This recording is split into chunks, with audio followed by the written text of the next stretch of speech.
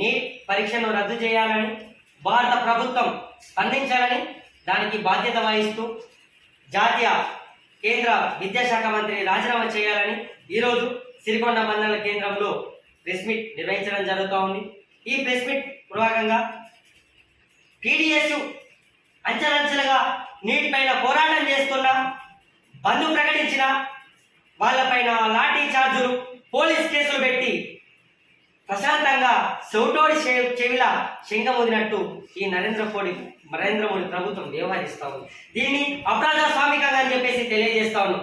ఒకవైపు భారత పార్లమెంటులో చర్చలు జరగాలని భారత ప్రతిపక్ష నేత రాహుల్ గాంధీ ఒకవైపు పోరాడుతూ ఉంటే, ప్రశ్నిస్తూ ఉంటే దానికి దేశవ్యాప్తంగా అన్ని పార్టీలు ఏకం చేసి నువ్వు నీట్ మీద స్పందించాల్సిందని చెప్పేసి ఫైట్ చేస్తూ ఉంటే, రెండు చోట్లనే అక్రమాలు జరిగినాయి, మేము అక్కడిని న్యాయం చేస్తాము, మేము అక్కడ పరిష్కరిస్తామని చెప్పేసి మాట్లాడుతున్నటువంటి ఈ దద్దమ్మ ప్రభుత్వాన్ని మేము ప్రశ్నిస్తా ఉన్నాం. 24 లక్షల మంది నీట్ ఎగ్జామ్ కోసం రాసినటువంటి 24 లక్షల మందికి న్యాయం చేయాలని చెప్పేసి మేము డిమాండ్ చేస్తా ఉన్నాం. పరీక్ష రెండు చోట్లనే కాదు, ఈ పరీక్షను పూర్తిగా రద్దు చేయాలి, విద్యను రాష్ట్ర ఆధీనంలోకి తేవాలి.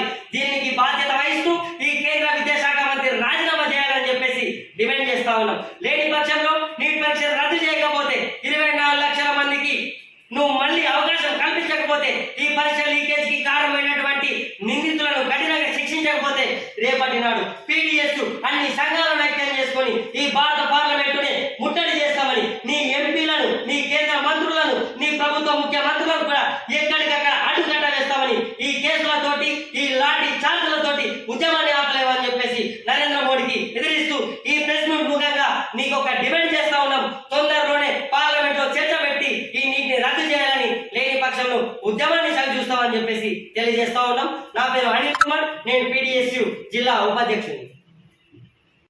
ఎప్పటికప్పుడు వార్తలను వీక్షించేందుకు Q9 న్యూస్ ని సబ్స్క్రైబ్ చేసుకోండి, లైక్ చేయండి, షేర్ చేయండి. విలువైన సమాచారాన్ని ముందుగా మీరే తెలుసుకునేందుకు బెల్ బటన్ ని క్లిక్ చేయండి.